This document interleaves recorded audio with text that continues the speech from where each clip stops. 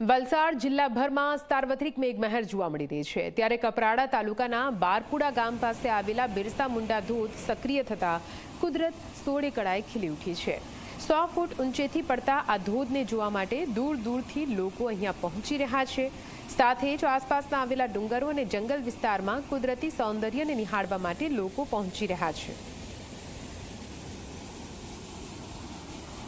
આ ધોધ એટલો મોટો જ્યારે 1 મહિનાથી વરસાદ ચાલુ થયો છે ત્યારથી આ ધોધ એટલો ખીલી ઉઠ્યો છે ને કે લોકો દૂર દૂરથી અહીંયા પ્રવાસીઓ માટે આવે છે અને મતલબ જોવા માટે આવે છે। પણ અહીંયા આવવા માટે લોકોને એટલી બધી તકલીફ પડતી હોય છે કે એ લોકોનો રસ્તો પણ નથી। તો અમારું આ રહેવાસી હિસાબે મતલબ કે આ ગામના સ્થાનિક હિસાબે અમને એવું કે અહીંયા કોઈ રોડ રસ્તો થાય અને કોઈ વિકાસ થાય ને એ અમે ઈચ્છીએ છીએ।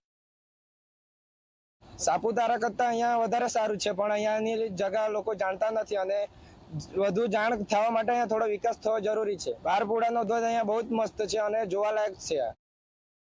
વલસાડ જિલ્લાના કપરાડા તાલુકાના બારપુડા ગામે પ્રકૃતિ સોળે કળાએ ખીલી હોય તેવું ચોક્કસથી લાગી રહ્યું છે। અમે દ્રશ્યોમાં બતાવવા માંગીએ છીએ બારપુડા ગામ ખાતે આવેલો બિરસા મુંડા ધોધ છે તે વરસાદ પડવાના કારણે સક્રિય થયો છે। સાથે સાથે જો વાત કરવામાં આવે તો રમણીય નજારો પણ અહીંયા આગળ જોવા મળી રહ્યો છે। આપ જે પ્રમાણે દ્રશ્યોમાં જોઈ શકો છો કે આ કોઈ આ કપરાડા તાલુકાના જે દ્રશ્યો છે રમણીય નજારો સામે આવી રહ્યો છે। વાદળછાયા વાતાવરણ વચ્ચે વરસાદ વરસી રહ્યો છે। સાથે સાથે જો વાત કરવામાં આવે તો સુંદર મજાનો ધોધ અહીં આગળ જોવા મળી રહ્યો છે। રમણીય ધોધ ઉપર મોટી સંખ્યામાં સહેલાણીઓ ગામજનો એક માંગ કરી રહ્યા છે કે જે ધોધ છે તે ધોધ ઉપર વિકાસના કામો કરવામાં આવે, કારણ કે જે ધોધ છે તે ધોધ પર ઉતરવા માટે રસ્તો નથી, તો તંત્ર દ્વારા અહીં આગળ એક રસ્તો બનાવવામાં આવે અને જે મુખ્ય માર્ગ છે તે પણ બનાવવામાં આવે જેથી મોટી સંખ્યામાં સહેલાણીઓ અહીં આગળ આવી શકે।